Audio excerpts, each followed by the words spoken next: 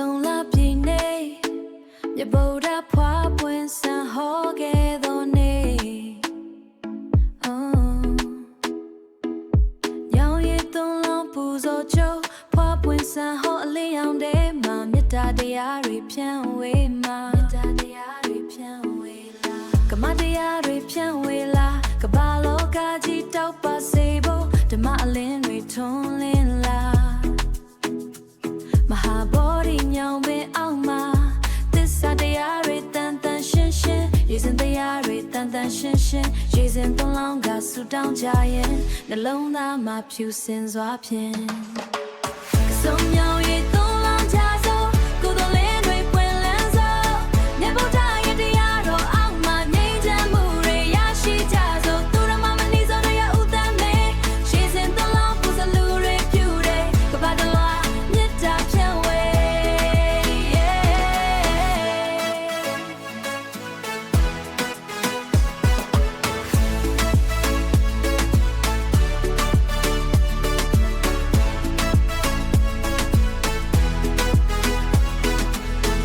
တရားကိုကိုယ်တိုင်သိမြင်မကောင်းမှုတွေပယ်ရှားစေခြင်းမေတ္တာကဘာကိုတည်ဆောက်ဖို့တရားလမ်းမှာလမ်းလျှောက်ခြင်းတရားလမ်းမှာလမ်းလျှောက်ခြင်းညောင်ရည်တစ်စက်စိတ်ကြည်လင်းစေကောင်းမှုတစ်ခုတို့ပွားစေဘဝလမ်းမှာအလင်းပြတယ်ဗုဒ္ဓရာနဲ့ရှင်သန်စေ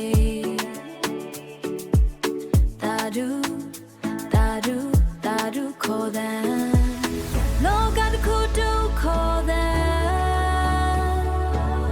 လောကတစ်ခွင်ပြန်လဲကြကုသိုလ်ရဲ့လင်းတမ်းများနှလုံးသားထဲထာဝရရှိပါစေသာဆုံးညောင်ရည်သုံးလောင်းကြစို့ကုသိုလ်လေးတွေပွင့်လန်းစို့မြတ်ဗုဒ္ဓရဲ့တရားတော်အောက်မှာငြိမ်းချမ်းမှုတွေရရှိကြစို့သူရမမနီစောရဲ့ဥတ္တမေရှေးစင်သုံးလောင်းပူဇော်လူတွေပြုတယ်ကတာတော်တာဒုခေါ်တဲ့